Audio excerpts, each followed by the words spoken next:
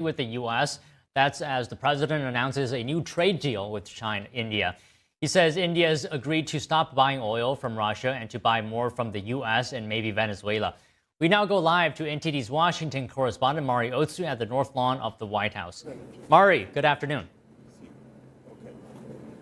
Don, good afternoon. That's right. President Trump today providing a readout of that call between India's Prime Minister Modi and himself, saying that they spoke about many things in that conversation, including trade and ending the war between Russia and Ukraine. President Trump, in his readout, touts their friendship and announces that the U.S. will reduce their tariffs on India from 25% to 18%. That's as India then reduces their tariffs on the U.S. to zero. President Trump also says that in that conversation, Modi committed to, quote, buying more American, in addition to over $500 billion worth of investments in the U.S.'s agriculture, coal, and technology.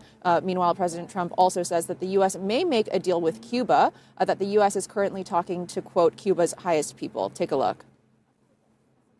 Well, Cuba's a failing nation. It has been for a long time, but now it doesn't have Venezuela to prop it up. So we're talking to the people from Cuba, the highest people in Cuba. We'll see what happens. I want the people that came here that were horribly treated by Cuba to be taken care of, to be able to go back and do what they have to do. They have their family there. They haven't been able to see them in years, many, many years. So I think we're going to make a deal with Cuba. It's in bad shape. Cuba's in bad shape. Cuba has a humanitarian problem.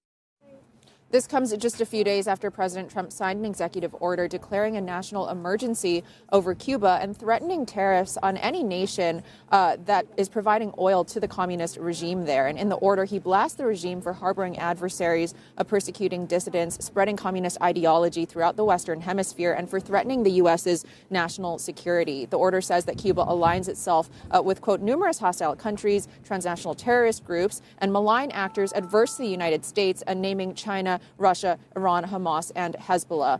And meanwhile, Axios is now reporting that U.S.-Iran nuclear talks are planned for this Friday amid a U.S. military buildup in the region. President Trump repeatedly has urged Iran to make a nuclear deal. Take a look.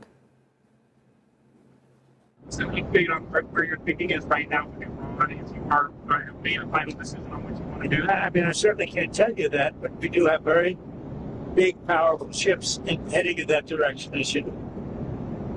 I can't tell you, but I hope they negotiate something that's acceptable. Now much closer to home, President Trump's announcing approximately two-year closure of the Trump Kennedy Center subject to the board approval there for renovations. The president says that after a